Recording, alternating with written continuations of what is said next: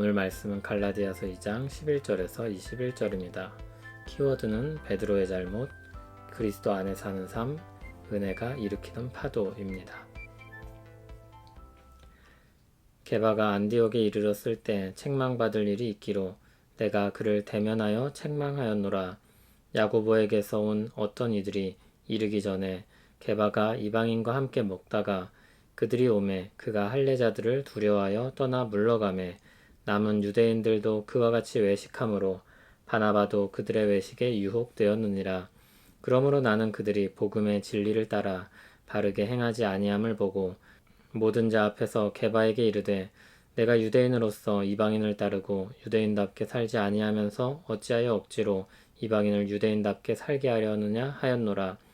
우리는 본래 유대인이요 이방 죄인이 아니로되 사람이 의롭게 되는 것은 율법의 행위로 말미암음이 아니요 오직 예수 그리스도를 믿음으로 말미암는 줄 알므로 우리도 그리스도 예수를 믿나니 이는 우리가 율법의 행위로서가 아니고 그리스도를 믿음으로써 의롭다함을 얻으려 함이라.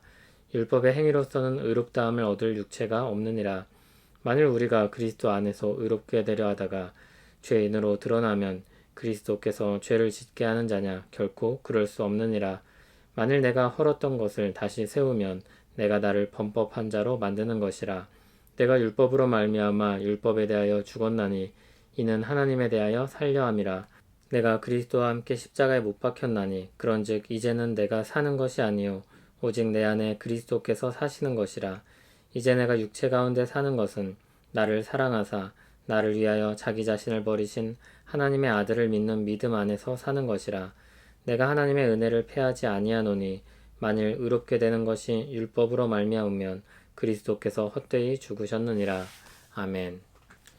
사도 바울이 자신의 사도권과 복음에 대해 변호했습니다. 그리고 그것을 먼저 사도된 사람들에게 가서 한 하나님에게서 온 같은 복음임을 확인했습니다. 그 복음은 오직 예수 그리스도를 믿는 믿음으로 주어지는 복음이었습니다. 유대인들에게 복음을 전하고 섬겼던 사도들과 이방인들에게 복음을 전하고 섬겼던 바울은 서로 다른 교회로 나뉘지 않았습니다. 한 교회에 속한 한 백성으로 함께 하였습니다.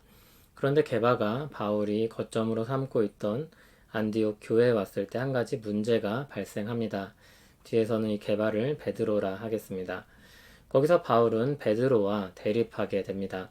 11절에 바울이 책망했다고 번역했는데 그렇게 읽으면 뉘앙스가 바울이 베드로보다 높은 권위를 가지고 말한 것처럼 느껴집니다. 그러나 이전 단락에서 보았듯이 그런 상하 관계로 보긴 어렵습니다. 게다가 나이나 권위로는 오히려 거꾸로입니다. 본래 의미는 잘못을 지적한다, 대항한다는 의미입니다. 바울이 상대적으로 어리지만 베드로의 잘못을 직접적으로 사람들 앞에서 지적한 것입니다. 12절부터 그 사건이 좀 더 자세히 나옵니다. 베드로가 이방인과 함께 식사를 하고 있었습니다.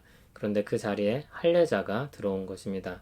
12절에는 야고보에게서 온 어떤 이들이라고 했는데 야고보가 맡은 예루살렘 교회에 속한 사람들이라고 하는 것이 더 정확할 것입니다.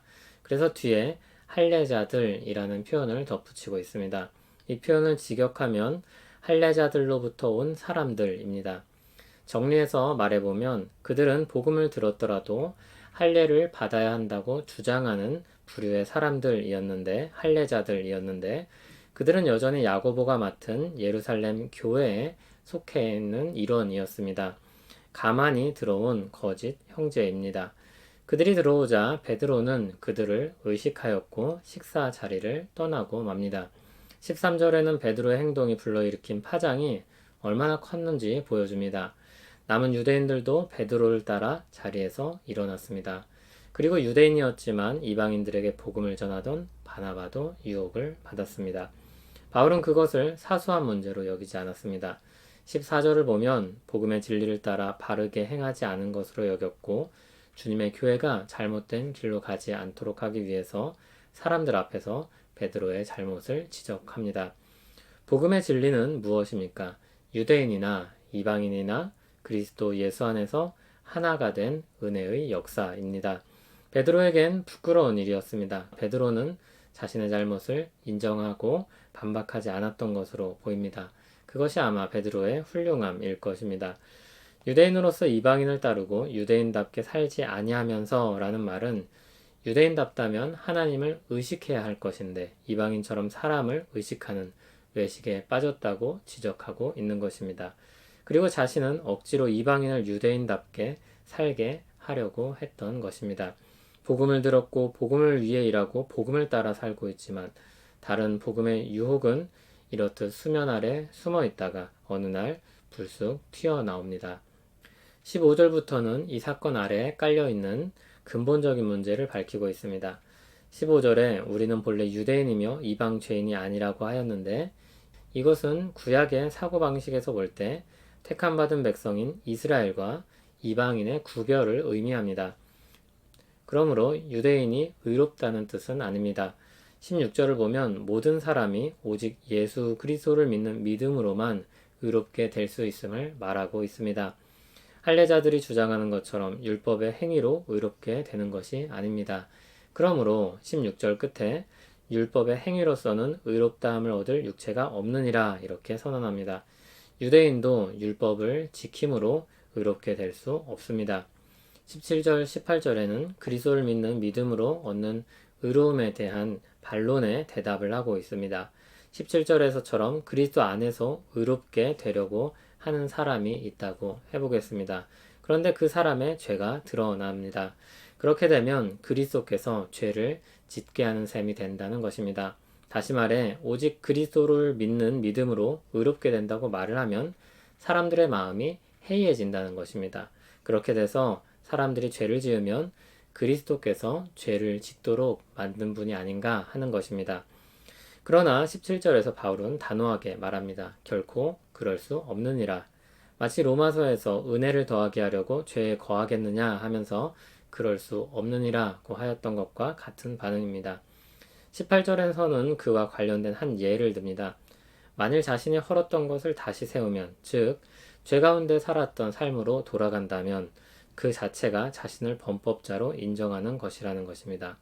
그리스도를 믿는 믿음으로 의롭게 되었다고 말하면서 삶은 전혀 변하지 않고 죄 가운데 있다면 그가 의롭게 된 자라고 할 수 없다는 것입니다. 그것을 자기 삶으로 스스로 드러내는 것입니다. 19절부터는 그리스도 안에서 의롭게 된다는 것을 좀 더 설명합니다. 19절에서 바울은 율법으로 말미암아 율법에 대하여 죽었다 말합니다. 그는 율법을 지켜내기 위해서 온 힘을 쏟았던 사람입니다. 그런데 율법을 지킴으로 의를 얻을 수 없다는 것을 깨달았습니다. 그러므로 이제 율법을 지켜서 의롭게 되려는 옛사람은 죽은 것입니다. 그렇게 해서는 희망이 없다는 것을 알았습니다. 그리고 그는 그리스도 안에서 하나님에 대해 살려는 사람이 되었습니다. 그 살려는 사람이 어떤 마음을 가지고 살아갑니까? 20절입니다. 내가 그리스도와 함께 십자가에 못 박혔나니 그런즉 이제는 내가 사는 것이 아니요 오직 내 안에 그리스도께서 사시는 것이라. 이제 내가 육체 가운데 사는 것은 나를 사랑하사 나를 위하여 자기 자신을 버리신 하나님의 아들을 믿는 믿음 안에서 사는 것이라. 자신은 이제 예수 그리스도와 함께 십자가에 못 박혀 죄에 대해 죽은 사람으로 여기고 있습니다. 그리고 그리스도 안에서 새 삶이 시작되었습니다. 그 삶은 자신을 사랑하셔서 자기 자신을 버리신 하나님의 아들 그리스도를 믿고 사는 것입니다. 그것이 그리스도를 믿는 믿음으로 의롭게 된 사람이 가져야 할 마음가짐이고 삶입니다. 율법을 지켜서 의롭다 인정받으려는 동기보다 훨씬 더 강력한 동기를 가지고 사는 것입니다. 그리스도의 사랑에 붙들려 사는 것입니다. 그의 의로움도 그의 삶도 그리스도 안에 있는 것입니다. 21절은 결론적으로 말합니다. 바울은 하나님의 은혜를 패할 수 없습니다. 만일 의롭게 되는 것이 율법으로 가능하다면 그리스도는 헛되이 죽으신 것입니다. 그러므로 유일한 소망이요 살 길인 그리스도를 통해 주신 은혜를 패할 수 없습니다.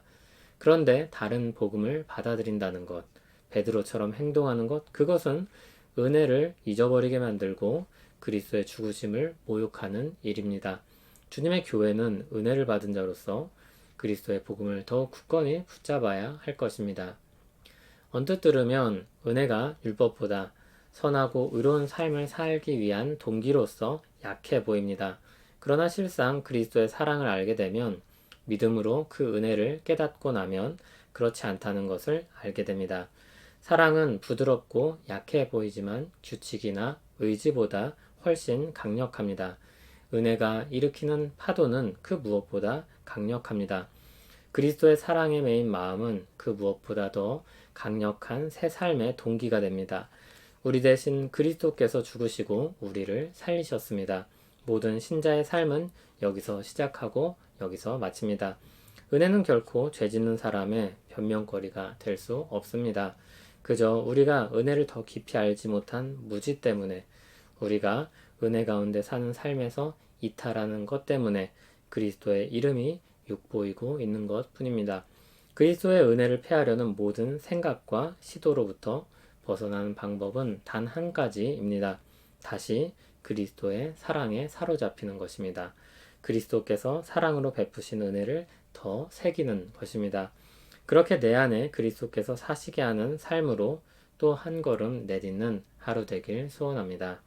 우리를 사랑하셔서 그리스도를 보내신 그 은혜를 다시 기억하고 새기며 우리에게 베푸신 은혜를 찬송합니다. 그리스도 안에서 죄에 대하여 죽었으니 죄에 대하여 죽은 자로 살기 원합니다. 그리스도 안에서 새 생명을 얻었으니 하나님 앞에 살아있는 자로 살기 원합니다. 그렇게 또 한 걸음 내딛으며 살게 하옵소서. 예수님 이름으로 기도합니다. 아멘.